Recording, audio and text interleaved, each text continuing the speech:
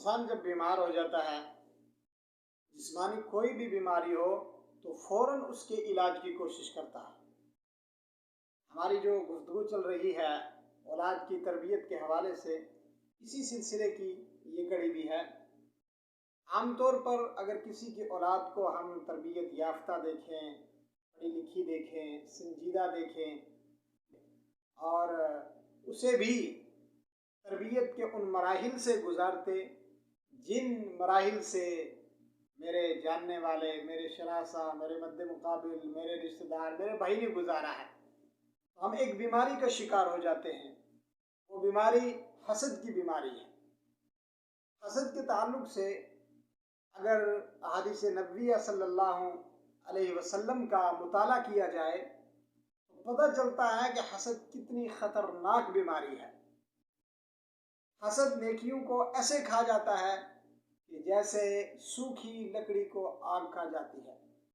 اور جو حسد کرنے والا ہوتا ہے نا، حاسد، ہمیشہ دل ہی دل کے اندر، اپنے ہی من کے اندر جلتا رہتا ہے۔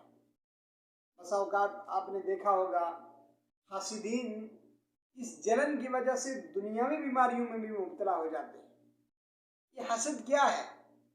یہ حسد اس کے اندر کا ایسا انتقام ہے کہ وہ یہ چاہتا ہے کہ یہ نعمت مجھے تو نہیں مل سکی، لیکن میرے اس مخالف کو، میرے اس مد مقابل کو بھی ملی ہے اگر، تو اس سے ضائع ہو جائے، اس سے ختم ہو جائے۔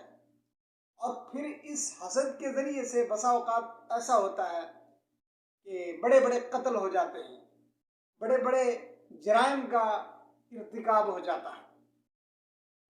آپ نے دیکھا حسد بہت ساری بنیادوں پر ہوتا ہے۔ مال کی بنیاد پر ہوتا ہے، جاہ و منصب کی بنیاد پر ہوتا ہے، اور حسد سب سے زیادہ وہ لوگ کرتے ہیں کہ جن کی زندگیاں تعلیمات نبوی صلی اللہ علیہ وسلم سے دور ہوتی ہیں۔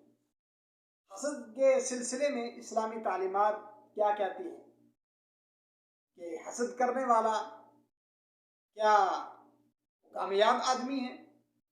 حسد کرنے والا اپنی دنیا بھی برباد کرتا ہے، اپنی آخرت بھی برباد کرتا ہے۔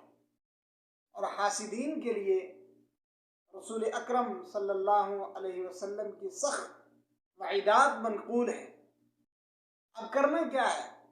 آپ نے اپنا بھائی، اپنا قریبی، اپنا رشتہ دار، اس کے پاس اچھی گاڑی ہے، اچھی ملازمت ہے، اچھا اس کے پاس پیسہ ہے، اس کا اچھا رہن سہن ہے، تو آپ اس پر رشک کریں۔ جب آپ اس پر رشک کریں گے، اللہ تبارک و تعالی آپ کے اس رشک کرنے کی وجہ سے آپ کے اندر ایک خوشی کی لہر پیدا فرمائے گا، اور پھر اس خوشی کی لہر کے اثرات آپ کے جسم پر مرتب ہوں گے۔ آپ روحانی بیماری سے بھی بچ جائیں گے، آپ جسمانی بیماری سے بھی بچ جائیں گے۔